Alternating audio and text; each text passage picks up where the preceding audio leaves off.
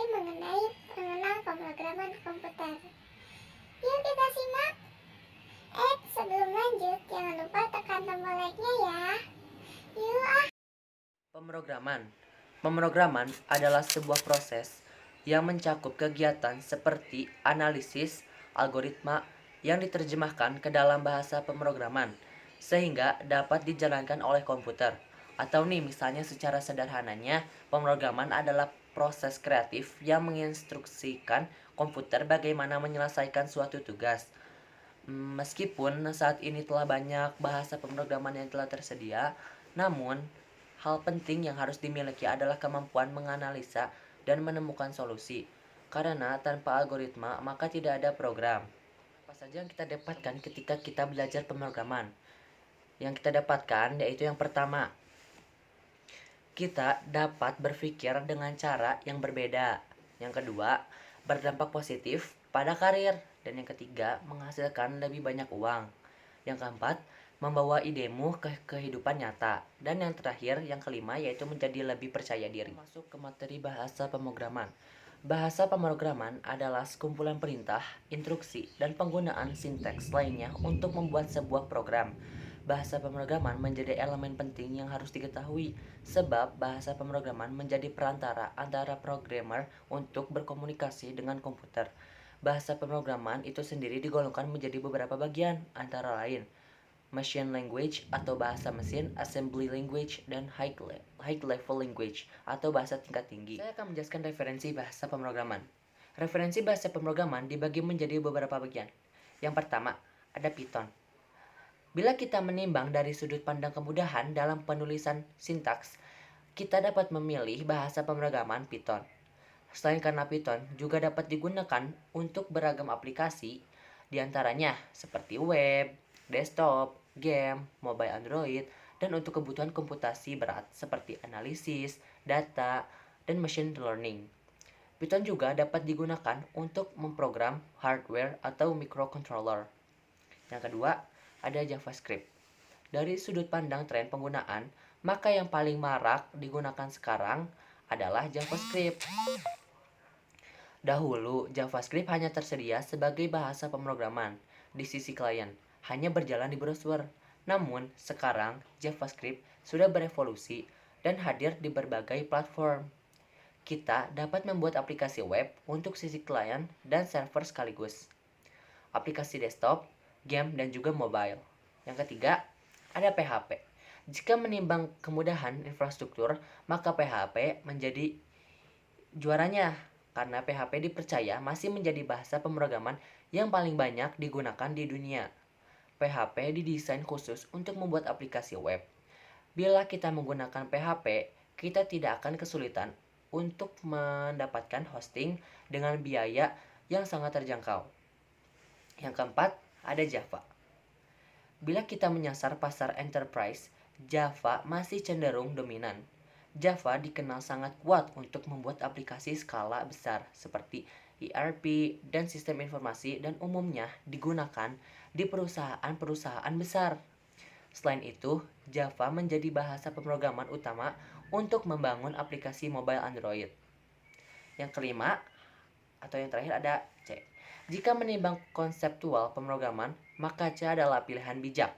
C merupakan bahasa tingkat tinggi yang paling cepat dan paling dekat ke bahasa mesin.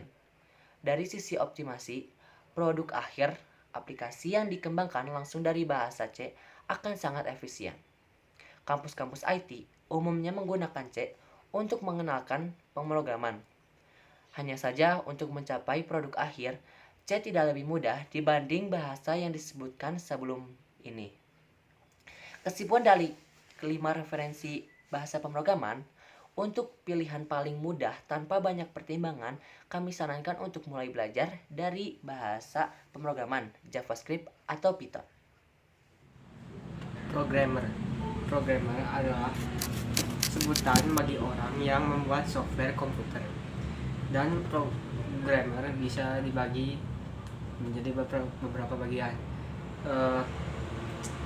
Front end programmer atau developer, ya, bekerja membuat tampilan antar muka untuk disajikan ke user serta interaksi. Back-end programmer bekerja membuat proses program di belakang layar. Dan ada lagi satu topik ya, full stack programmer atau developer. Dia adalah seorang front-end programmer dan juga back-end programmer. Programmer bisa dibagikan menjadi beberapa jenis, yaitu web programmer, mobile programmer, desktop programmer, hardware programmer, dan game programmer. Ada banyak peluang yang dapat ditangkap oleh programmer. Di antaranya mempunyai kesempatan bekerja di hampir semua industri. Dan kedua, bisa menjadi freelancer. Ketiga, bisa membuat produk aplikasi. Keempat, bisa menjadi penulis. Apakah matematika penting untuk menjadi programmer? Jawabannya iya dan tidak. Tergantung dalam program yang Anda bikin. Karena bila ingin bikin misalkan ingin bikin kalkulator atau menempatkan grafik dalam program, Anda harus tahu beberapa rumus matematika.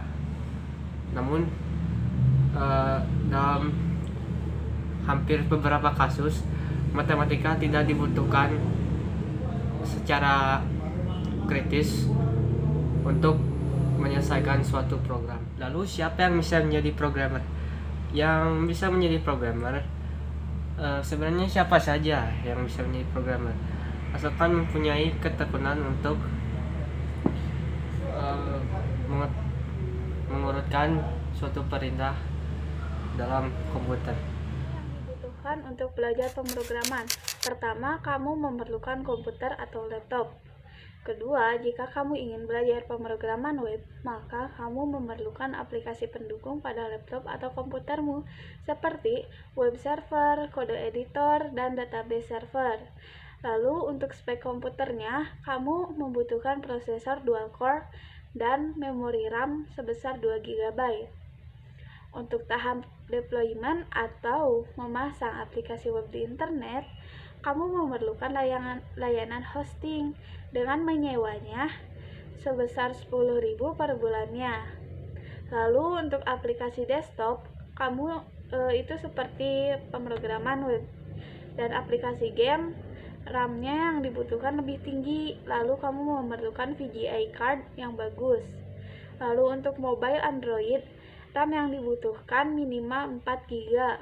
Dan khusus pengembangan aplikasi iOS, kamu mesti menggunakan perangkat Apple. Istilah-istilah umum dalam pemrograman. Ada server yang artinya perangkat yang melayani permintaan data atau kebutuhan aplikasi di sisi klien. Lalu ada browser yang artinya software yang berfungsi untuk menerima dan menyajikan sumber informasi di internet. Lalu ada back-end developer, seorang programmer yang bertugas untuk mengurusi sisi lain dari sebuah website yang tidak terlihat. Lalu ada front-end developer, yang artinya seorang programmer yang membuat tampilan yang meliputi layout, feedback, dan lain-lain dari sebuah website. Lalu ada full stack developer, yang artinya seorang programmer yang merangkap tugas sebagai front-end dan back-end. Lalu ada debug, artinya proses mencari, menemukan, dan mengatasi masalah pada pemrograman. Lalu ada bug, yang artinya error atau kesalahan dalam sebuah program aplikasi. Lalu ada sintaks, yaitu tata bahasa dalam sebuah bahasa pemrograman. Lalu ada method atau function, yang artinya kode blok yang dapat digunakan kembali dalam proses tertentu sesuai kebutuhan. Lalu ada IPA, yang artinya Application Programming Interface, yang artinya antarmuka aplikasi yang memungkinkan dua atau lebih program aplikasi untuk saling berkomunikasi satu sama lain. Bagaimana proses sebuah program dibuat? yaitu ada dua cara, ada compiler dan interpreter. Anggap yang di kiri sebagai orang A dan yang di kanan sebagai orang B. Pertama, orang A membuat program, lalu dia akan mengirimkannya kepada orang B. Lalu orang A membuat source kodenya, dan dia mengcompiler source kode tersebut. Lalu jadilah sebuah file yang baru. Nah, file itu dikirimkan kepada si B. Lalu si data yang dikirim ke si B ini disebut executable atau file exe. Nah, nanti setelah B menjalankan programnya, maka program tersebut akan terbaca. Sebelumnya saya telah menjelaskan tentang compilation, maka sekarang saya akan menjelaskan tentang interpretation. Pertama, orang A akan mengirim program ke orang B. Lalu orang A membuat source kodenya, lalu menduplikasi source kode tersebut dan mengirimkannya kepada orang B.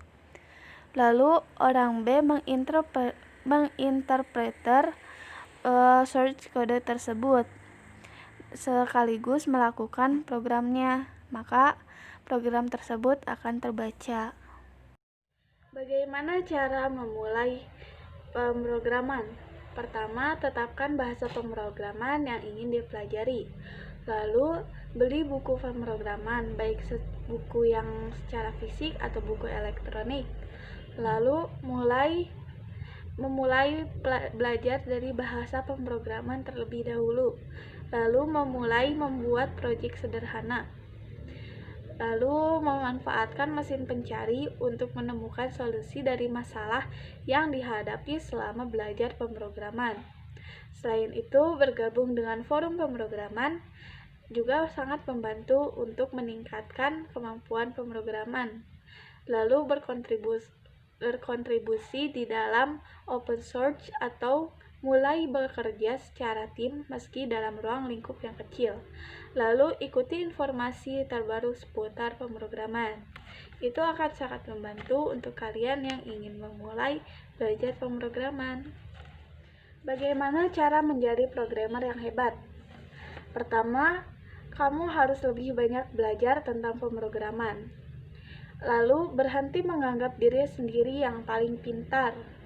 Lalu selalu menulis program berkualitas yang memenuhi spesifikasi. Lalu belajar dari kode orang lain. Selain itu, menjadikan menulis kode program sebagai kesenangan tersendiri. Lalu belajar banyak teknik, bukan belajar banyak tools. Sekian presentasi kami kali ini. Mudah-mudahan ada manfaatnya. Jika